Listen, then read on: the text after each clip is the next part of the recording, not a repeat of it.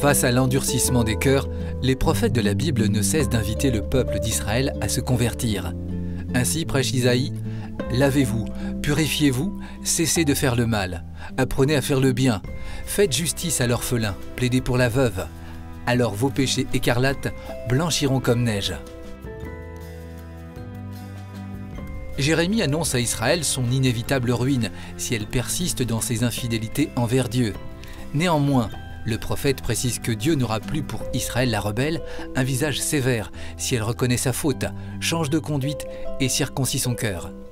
Pourtant, par-dessus tout, Dieu exprime son immense tendresse pour son peuple. « Voici venir des jours où je conclurai avec la maison d'Israël une alliance nouvelle, dit-il par la voix du prophète. Je mettrai ma loi au fond de leur être et je l'écrirai sur leur cœur. » Au seuil du Nouveau Testament, Jean-Baptiste, dernier des prophètes, proclame un baptême de conversion. Il invite les hommes de son temps à se préparer pour accueillir le Messie. « Convertissez-vous car le royaume des cieux est tout proche. » En signe de conversion, il baptise les pénitents dans l'eau. À la Pentecôte, l'apôtre Pierre proclame la résurrection du Christ aux pèlerins venus du monde entier. Touchés par cette bonne nouvelle, nombreux sont ceux qui se convertissent et reçoivent le baptême dans l'eau et l'Esprit Saint que Jésus envoie. Dieu inscrit ainsi sa loi dans le cœur des nouveaux baptisés.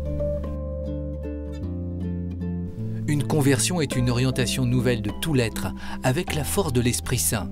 Elle peut être l'aboutissement d'un long cheminement ou bien survenir plus soudainement. Sur le chemin de Damas, Paul fait l'expérience d'un retournement brutal. Alors qu'il est en route pour arrêter les disciples de Jésus, une lumière venant du ciel l'enveloppe de sa clarté. Il tombe par terre et entend une voix. « Saul, Saul, pourquoi me persécutes-tu » Paul demande « Qui es-tu » La voix répond « Je suis Jésus, celui que tu persécutes. » Pendant 3 jours et 3 nuits, Paul devient aveugle. Il ne mange pas, il ne boit rien. Le 3e jour, son cœur est saisi. Désormais, le Christ habite en lui. Baptisé, il retrouve la vue et devient un homme nouveau.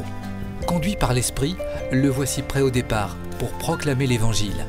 Sa conversion a donné le cap de sa vie. Comme saint Paul, François d'Assise, Ignace de Loyola ou encore Charles de Foucault se sont laissés retourner par le Dieu de Jésus-Christ. Saisissant désormais le mystère de l'amour de Dieu qu'ils ne pouvaient voir auparavant, leur foi nouvelle est venue bousculer le cours de leur vie pour lui donner un sens.